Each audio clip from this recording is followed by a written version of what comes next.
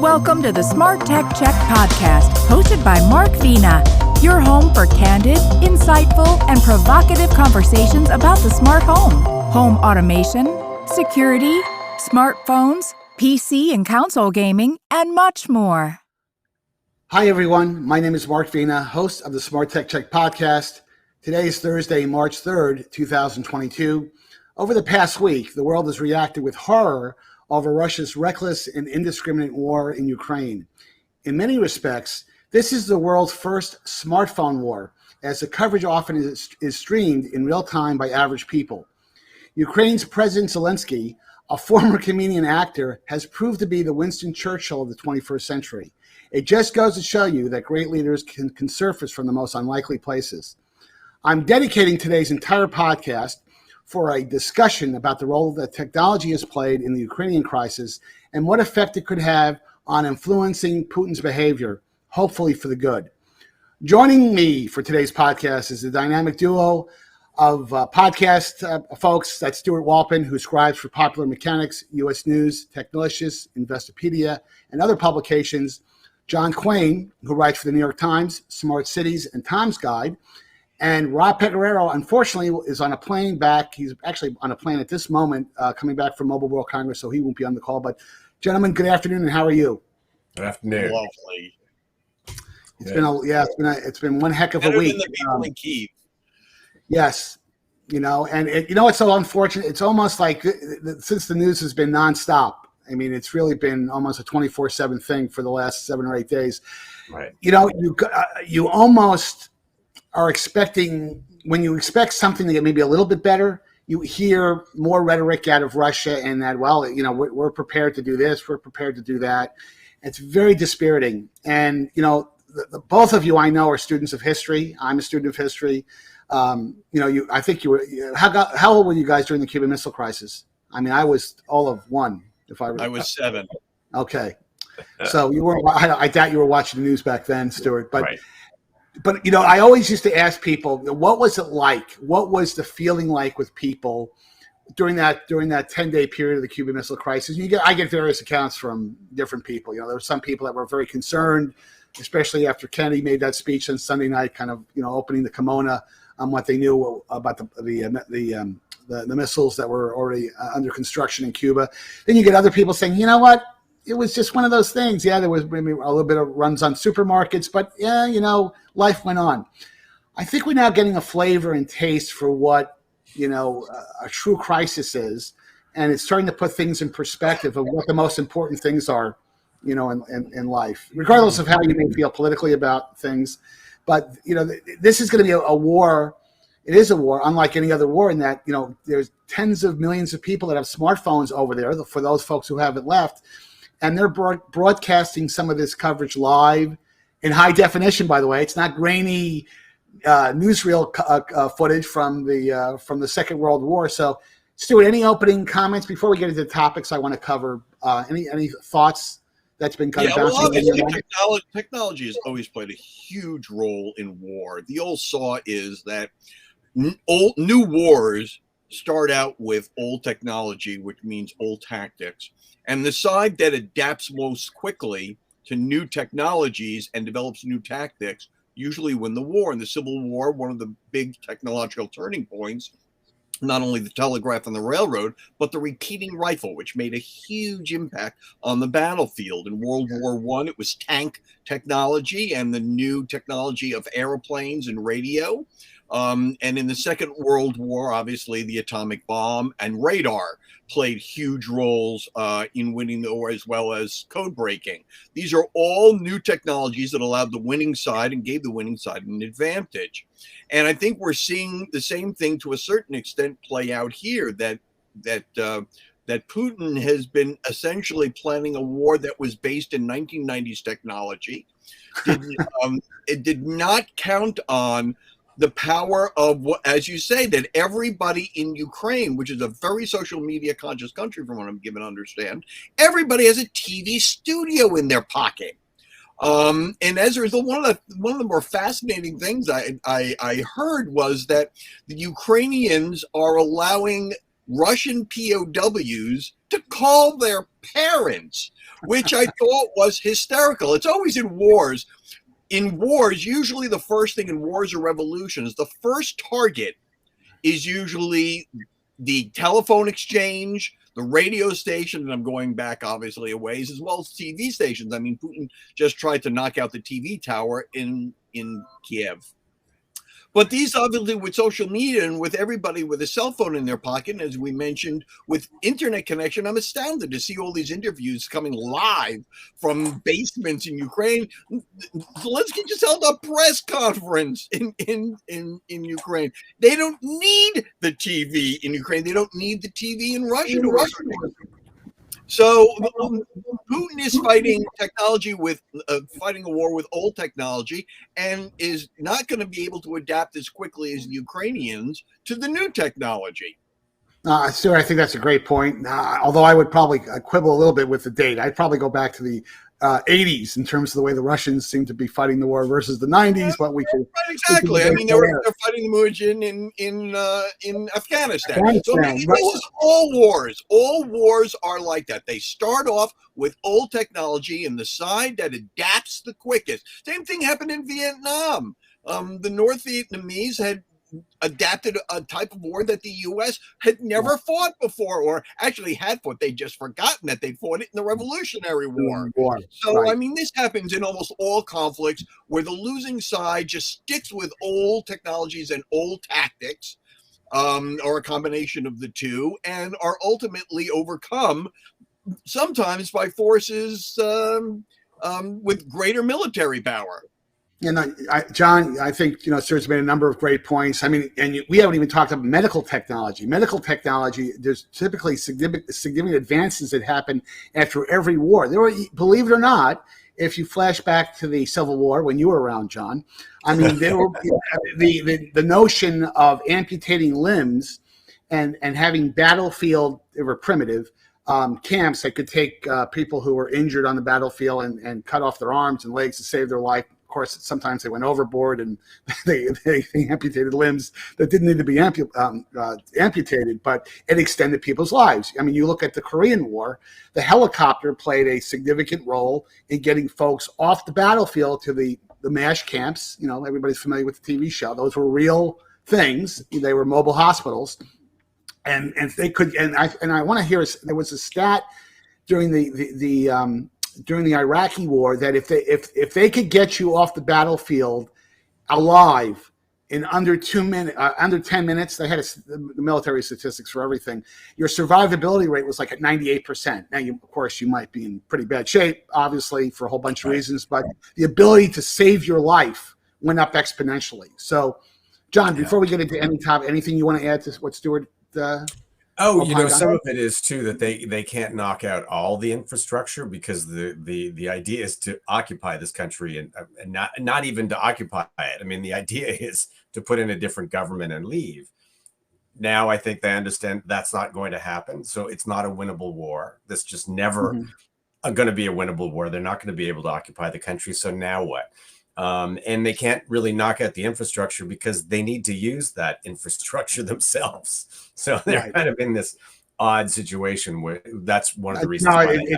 It's very, very Sherman-esque, and I don't mean that in a good way. And that one other technology point that I think is very, very important here. We were talking about smartphone technology, but the technological advantage that Ukrainians may have in this is the internet itself. The internet itself was developed by the U.S. as a decentralized system technology in case the centralized network got knocked out by nuclear war or any other kind of thing. So the internet in Ukraine is working exactly the way the internet was designed to work, to decentralize communications. And I think that's the key point that I think the Putin just didn't know about. He didn't know about DARPA and the reasons why the internet was created to begin with.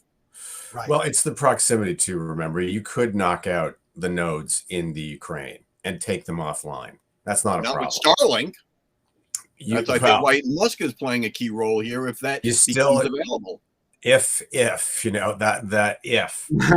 my experience with Starlink is not very positive. So But it's the proximity. You're right next to Poland. You're right next to all these other countries that have those nodes on the internet. So all you need to do is connect to them. That's the issue. But yeah, I mean, some technologies might come out of it. The telescope, the binoculars, and the submarine from. I remember writing about those for the Civil War era. But I don't know that much is going to come. I can't see any good coming out of this, really. We'll see about Starlink. One of the problems with Starlink is it's terrible for video conferencing. That's its major Achilles heel. And that's the critical thing that we all use now. So Zelensky doing the Facebook things has been really interesting, posting those videos. And I think that has made a huge difference because everybody thought it was going to be a fait accompli. It would just happen. They'd roll the tanks in. It would be over in a day. And here this guy says, no, I don't want to lift. I want ammunition. And everything changed. Everything changed. I really want to jump into some of the great examples. And we're talking about it already, actually, in terms of to me, what this that's a too polite phrase, what this crisis has revealed is that the internet and smart technology, social media technology has great potential and is performing, I think, in many respects that really satisfies the inspiration of mankind in terms of creating the ability for the oppressed to be heard. And certainly you could say the Ukrainians are being oppressed in the most terrible way right now in Ukraine.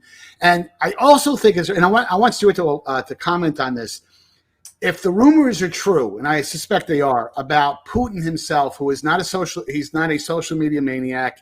Apparently, he doesn't carry a smartphone. He's an ex-KGB guy, doesn't want to be tracked. I'm sure that's part of it. But if what is being said about him over the last week or so, certainly over the last several months, and that he's an isolated guy, isn't that some of the problems? Is he doesn't really have visibility to what the world is saying about him, and that's the thing that kind of scares me. So. Because unless he's mad, and most people think that there is kind of a screw loose with Putin right now, because I just don't understand the logic of what he's trying to accomplish. And I think I speak for many, many people about that. But do you think that his ability to be isolated from social media could be a problem? That, hey, it could be a problem. I think it could be a problem for him. From what I understand, that the older generation in Russia gets their news from TV, which is really no different than the way it is in most of the world. But the young people in Russia do not rely on TV. They rely on the internet and on social media. And so they're getting the real news. And I think what might very well happen to Putin is that there could be an uprising either from within the palace, or from outside that he simply will have no clue about because he's not tuned in, and whether or not any of his yes men inner circle. I mean, I'm assuming that you guys saw that press conference a week ago with his security, his so-called security infrastructure, where those guys just looked like scared rabbits if they even hinted at disagreeing with him.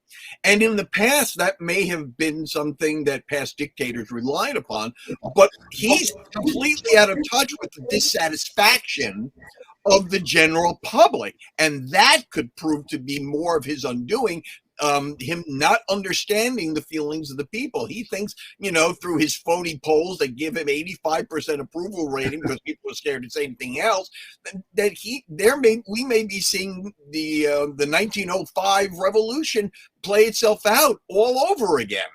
Yes. No. John, what are your thoughts on his isolation and the role?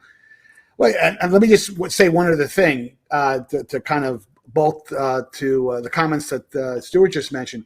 He has obviously a circle of, like most despots, of trusted sources. Although they're all yes men, because you don't get that job unless you are a yes person. But I have to believe those people, the people that have to carry out his orders, do have access to social media and they do know what's going on.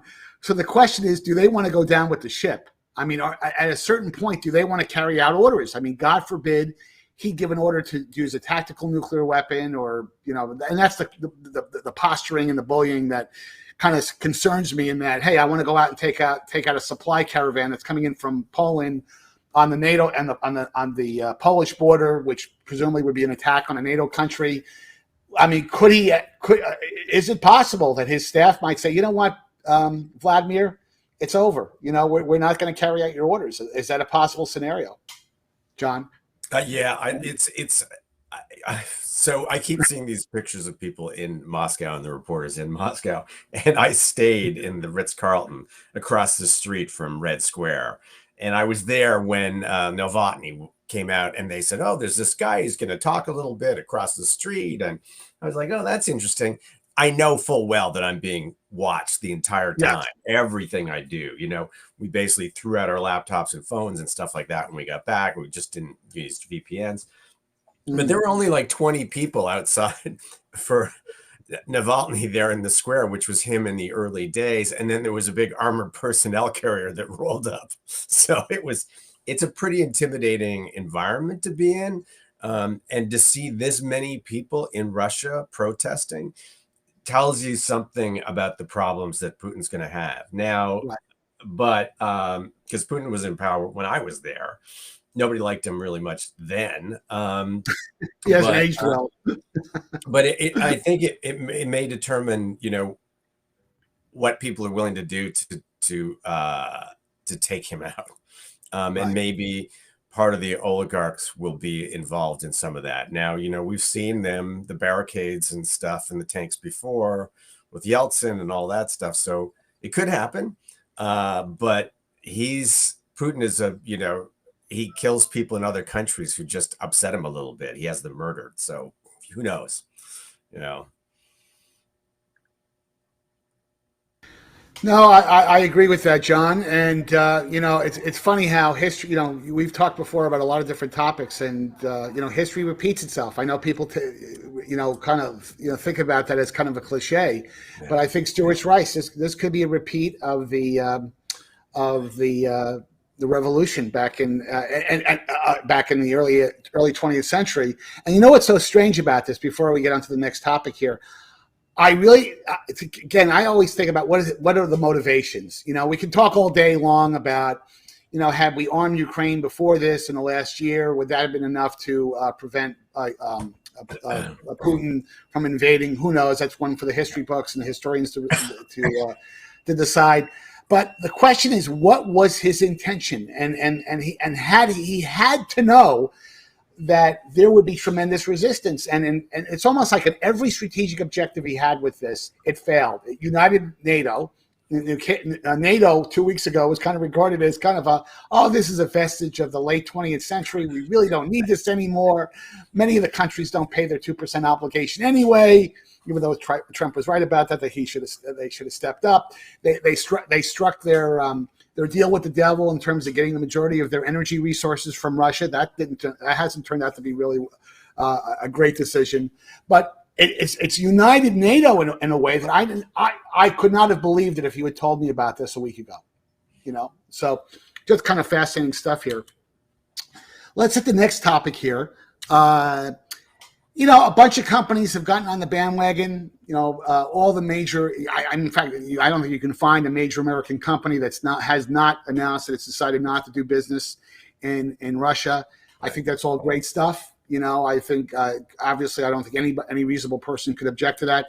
But the little cynical part of me says, you know, many of these companies waited to days 4, 5, and 6 to make that decision. So, Stewart, am I right to be cynical about this, or are they maybe they just didn't, you know, they haven't been watching the news, and once they saw the news, they decided, hey, maybe we don't want to play ball with Russians. Am I right to be cynical or not, Stewart? I would say yes and no.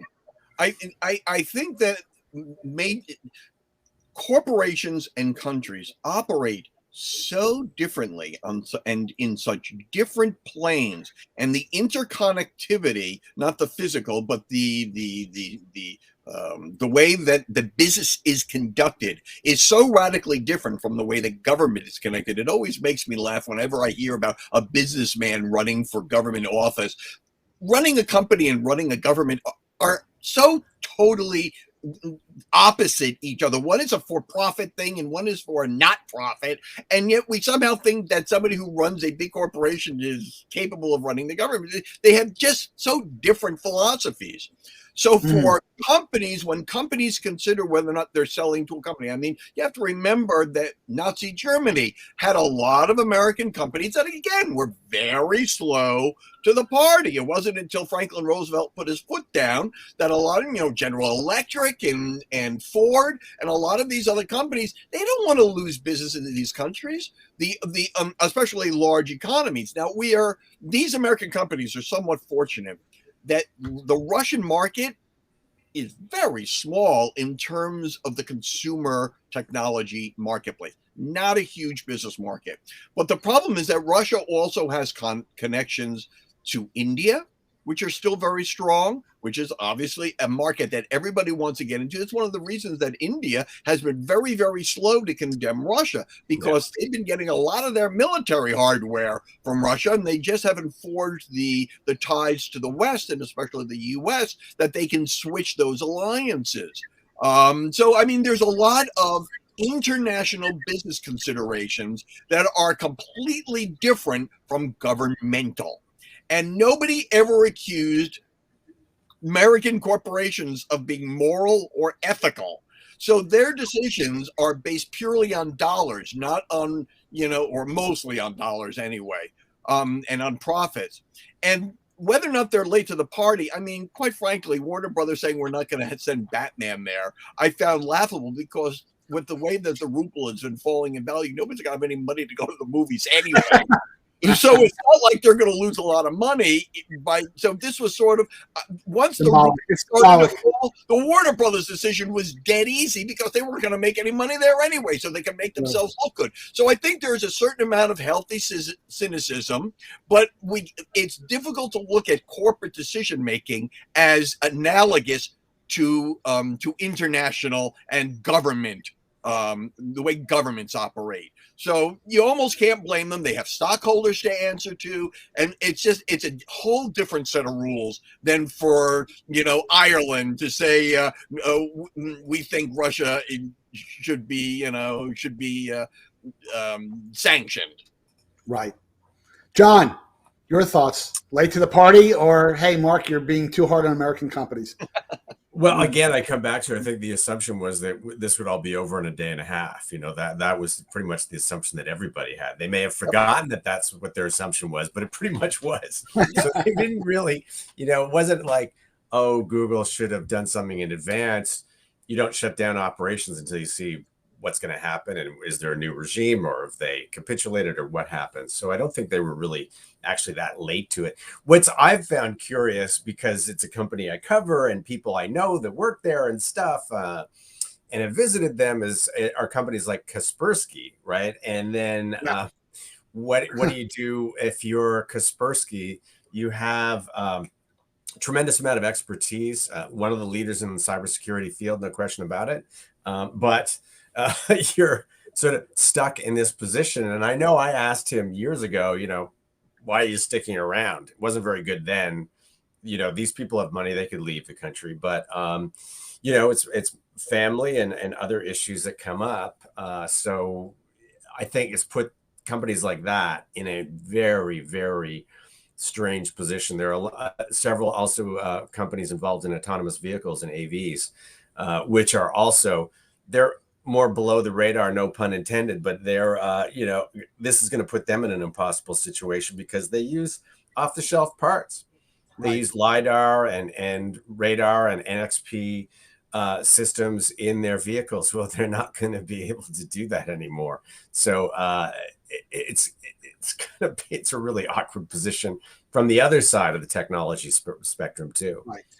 Well, another point is, on the uncynical side, I guess you could say, is that the social media companies, Facebook, for all the railing we do against Facebook, and YouTube and Twitter, they all very quickly shut down all the Russian propaganda outlets on those networks.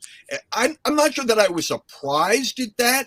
Maybe I was more surprised at how quickly they did it, considering the pushback they gave during the whole election business. So they reacted relatively quickly to the situation there, probably far more quickly than companies who did straight business there, hardware business there. Right. Well, I think they also learned their lesson from COVID and from January the 6th. I mean, you can't have people storming the government and trying to take it over, and support stuff like that. So they learned from that this time. And so when this happened, immediately they had a reaction too. But I think it was a lot quicker. And now they're being asked to give me your information on all the disinformation on COVID-19, right? Right. That's going to be a very interesting thing to say, okay, here are the people that are doing it. Here are the sources of people that are doing it. So that'll be another move. So I do think that has changed their attitude. You're right, Stewart. They've just learned from those mistakes. Let's talk very quickly with the next topic about the pivotal role of social media, because this has really been in many ways what I call smartphone war, a social media war, and I do think it's really showing the best aspects, the best potential in a positive way of what social media could do. Because let's face it, Zelensky has become this.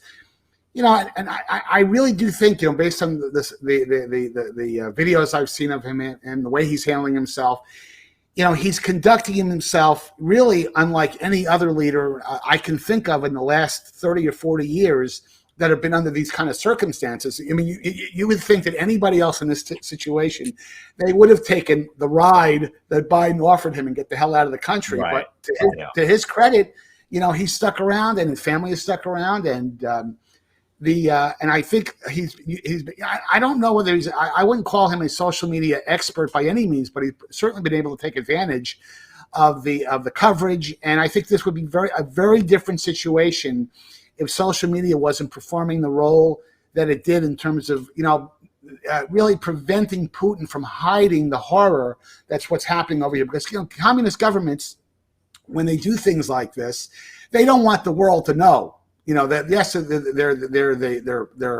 they're without equal when it comes to misinformation, but at the same time, they don't want you to know what the heck is going on, because I think people are reacting with horror. I mean, that news report I saw this morning, if it's accurate, and I think it's coming from U.S. government sources, that there might be public executions. I mean, that's right out of the Gestapo playbook from the 1930s and 1940s, and by the way, I think there's a Soviet playbook that's probably chapter 2 after that. But go ahead, Stewart. Let me know what you think about that question about the role that social media has played.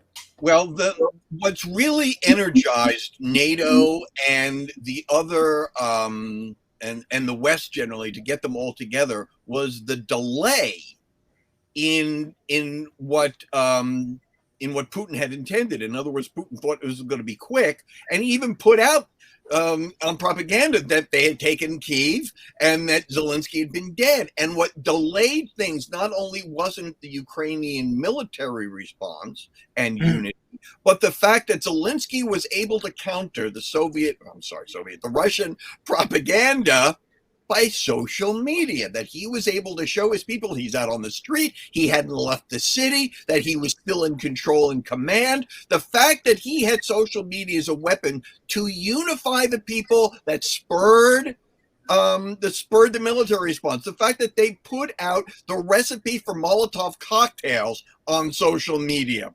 So I think social media played a key role that kept the Russians from doing what they thought they were going to do, which was simply sweep across, take it, and they were done.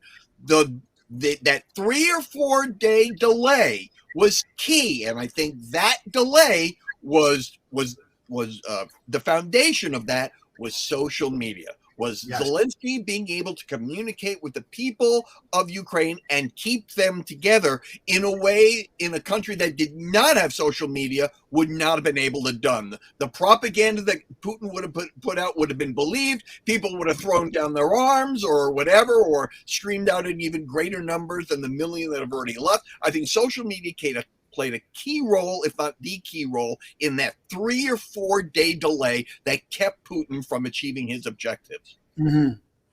John. Yeah, I think that it was a critical difference. Zelensky was, a major difference here in getting online and getting those messages out, and then having them played on CNN over and over and over again. So that, the message was pretty clear. And now there's a problem because they don't want to martyr him, I assume. That would just be even worse. You capture. I don't know about that, John. John, I don't know about that. I think they do. Yeah, I don't know what they do here, but in terms of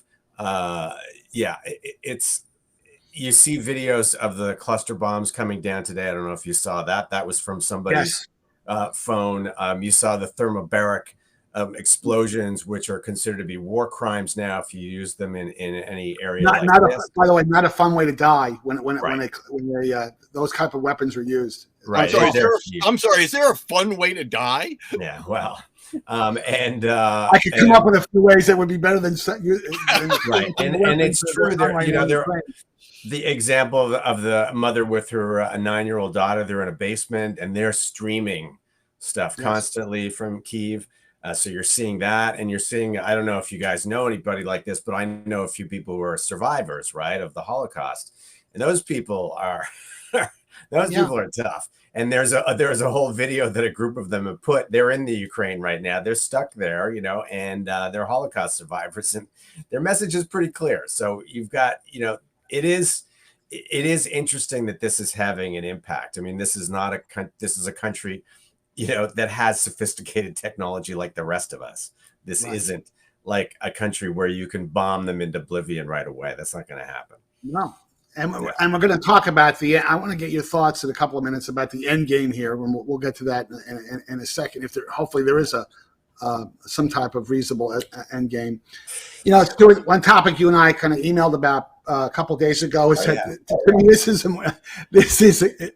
it's amusing and interesting at the same time, and that VPN demand in Russia has surged 2,000% in a week. I just think that I was not aware of that. It doesn't surprise me that demand is up, but I didn't realize it would be up 2,000%. That has to really claw at Boris Putin, especially in a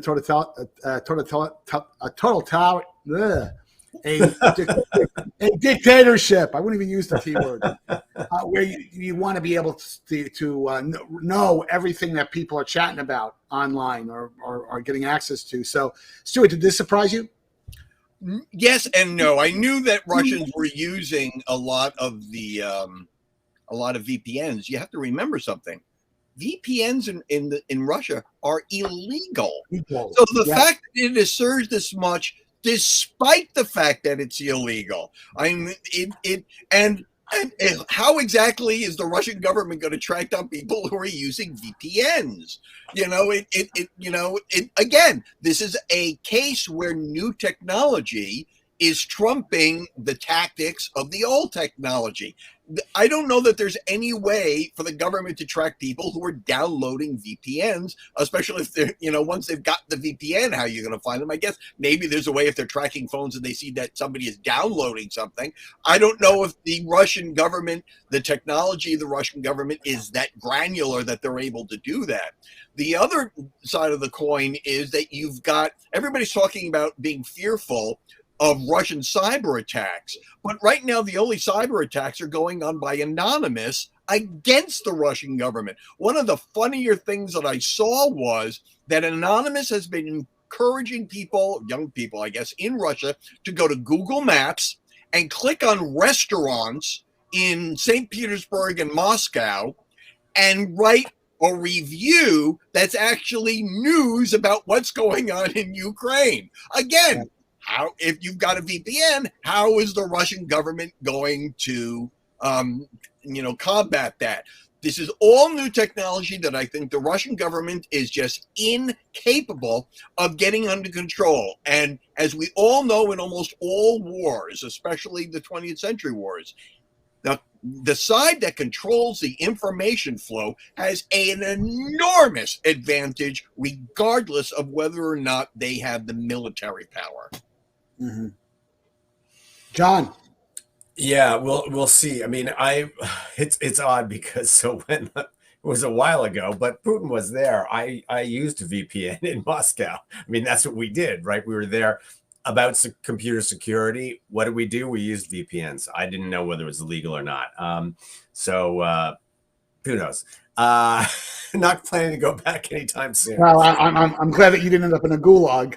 Yeah. So, but yeah, I'm not surprised at all. Everybody that I know uses them. But remember, VPNs are not like a guarantee that what you're doing is not traceable. So people should still be careful, and if they want to know, they're going to find out. If you're a target, they're going to be monitoring you. But if you're an average citizen, you can probably get away with it and use a VPN and check Facebook and stuff without getting caught. But and remember, so and there are all sorts of other ways, missives that go back and forth from relatives. The other thing that we didn't raise too is like the Ukraine. These are their brothers and sisters, so it's not like, oh, let's invade some foreign country where people look different from us and we can have some racial things, all these kind of other issues going on. This doesn't have those issues. And so that's why you're seeing another problem that was underestimated. It was like people have relatives in Moscow. They have relatives in Kyiv. It's just, it's insanity, unfortunately. But the VPN thing goes on. Like I said, I had no idea it was illegal. Now you tell me. Well, it may not have been illegal when you were there. It probably wasn't. Because it didn't seem to be. Because I was there in 2012, and we used a VPN as well. Right. Yeah, in the last couple of minutes we have here, and this has been a great discussion. And guys, thank you for allowing me to dedicate the entire podcast to this. Is that social media, can it play a role? And it's kind of an abstract question. Can it play a role in providing an off-ramp for Putin to change course? And what I mean by that is that I look at this situation and I think about, Putin has to realize, even if he's not, watching coverage, if he's as isolated as he is, I have to believe he's getting some level of information from his trusted advisors. Yeah. At some point, he's got to say, you know what did I get myself into? This is not. This is going to be an occupation at best that, unlike any other occupation, will be worse than the Afghanistan experience, because you have a country of millions of people who are the vast majority of them. Yes, you'll probably peel off a couple of 100,000 Ukrainians that might be. They might be, willing to partner with the Russians there to spy on the rest of everybody else, but it's not going to be a good experience. And but I don't think he's the type of guy that he's going to say, even tomorrow, if he said, "Hey, just kidding, I'm going to back out and completely pull out," the world community has already weighed in. This guy's a pariah.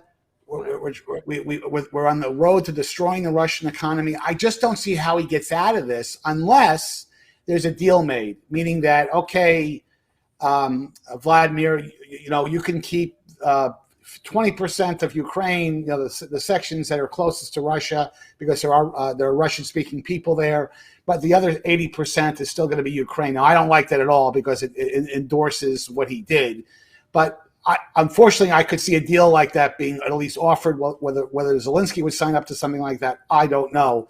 But what I'm afraid of is that I don't see an off-ramp here. So what's your thoughts, John, on the off-ramp, and can social media play a role in, convincing him that the off-ramp might be acceptable? I don't know that social media can be, except,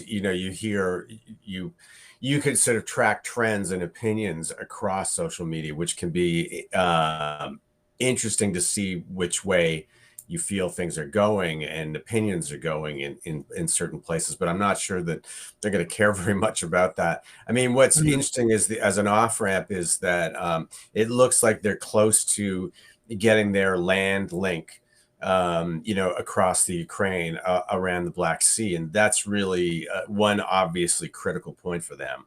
And once they really solidify that, will that be enough? I don't know.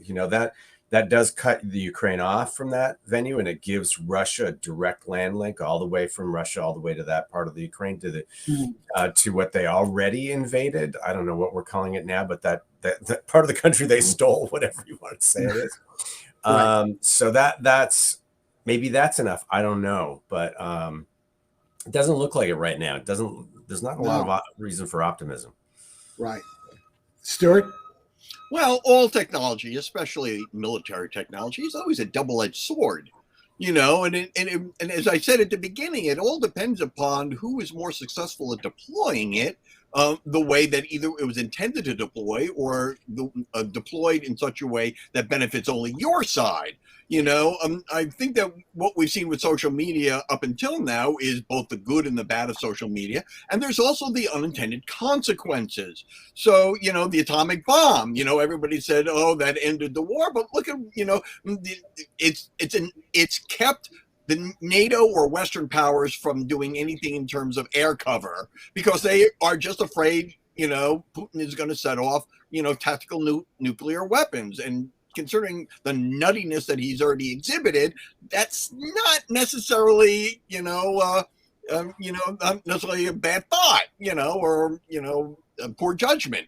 So all technology, especially, it's a dual-edged sword. And if the West and Ukrainians can figure out how to use social media even more than it was intended to do. So, for instance, turning it into everybody not only having a TV studio in their pocket, but having an Enigma machine in their pocket without Alan Turing on the Russian side to solve it. And that goes for citizens both in Ukraine and Russia for planning anything that they might do to battle as an insurgency against the occupying force, or in Russia against the Putin administration.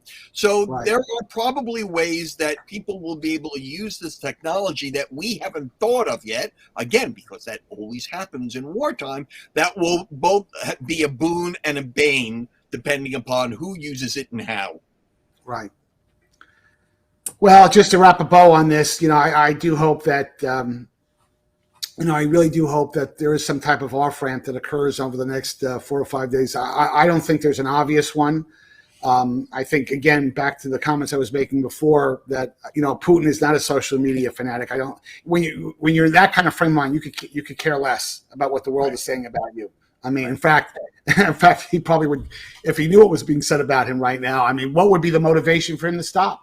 And I think it's analogous to the situation where Hitler was when he was in the bunker for those last, couple of months, where, he certainly wasn't privy to what was going on in the rest of the world. He had a staff that was very much protecting him. And just, can you imagine, had Hitler had, I think, Stewart, you and I have talked about this before, had Hitler had access to nuclear weapons at the end, even 1 or 2 bombs, do you really think he would have hesitated in using them? And that we'll find out very shortly whether Putin, as he's being backed into a corner here in a situation that I don't see a scenario that is going to end well for him, because he even at this point, again, if everything went back to normal tomorrow, he completely pulled out, he can never leave Russia again. Okay. And I really do think that all he's done is he's emboldened NATO. They're united in a way they haven't been united since the Cuban Missile Crisis. And I think that if there's any part of Ukraine that remains free after this is all over, guess what? It may be on the fast track to becoming a NATO country really fast, despite all the skepticism that they were encountering, over the last several years. And so I think the world is going to be a different place. And I don't know. It could be a good thing. I hope something good comes out of this, and I hope what comes out of this, frankly, is the overthrow of Putin. But any closing comments, Stewart, before we sign off? Well, this is going to take a long time, and I think the more military success he has, the worse it's actually going to get for him. Because it's simply going to bring the parties who have been hesitant, like China and India, a little closer to the West than he would have wanted. So again, in the battle of unintended consequences, the more military success that he has, the worse it's going to get for him. Because, and again, since we're speaking from a technology point of view, the technology advantage that the Ukrainians and the West have are going to come to the fore. This whole idea of controlling information, which Putin not only doesn't have, he never had it. And I don't think he understands it. And the fact that he does not understand that this is going to turn into an information war, I think is completely lost on him and will be ultimately his undoing. I agree. John? Yeah, I mean, I don't think this is going to end anytime soon, unfortunately, and I don't think they'll be able to occupy the country. So that's going to be a very difficult time, for a long time. And I think of all the Ukrainians that I know, it's a horrific situation, and even Russian and people I know here in New York, they think it's a horrific situation, and they looked at this is just a horrible thing. So a very sad moment in time, and I just hope that as many Ukrainians can stay safe during this as possible. One other quick point, one other technology that we haven't really talked about is the global monetary system. And that's really what's enabled a lot of these sanctions. Yeah. And one aspect of this that has been nagging me for the last couple of days with the ruble falling the way it is because technology has allowed the West to cut off all of those funds. How is he going to continue to pay his soldiers? No, that's exactly right. Well, and again, to your point, imagine going to the ATM in Moscow and checking your checking account or your balance, whatever the hell they have over there, and you have zero balance or 5% of what you had before. So they are setting the stage for an uprising. And I really believe that you've already got oligarchs who would never have crossed Putin, who are now kind of whispering, and not even whispering, they're saying very publicly, this is probably not the right thing to happen. And when the oligarchs speak, and it's all technology that's enabling us to do the West to do that. That's exactly right. Well, guys, listen, thank you for taking the time to join me for today's podcast. For our viewing and listening audience, please thank you for making the Smart Tech Check podcast part of your day or commute. Please make sure that you hit the like and subscribe buttons at the end of today's podcast. And don't forget to follow me on Twitter at Mark Vina Tech Guy. And until next time, have a great weekend. And thanks, guys, for participating.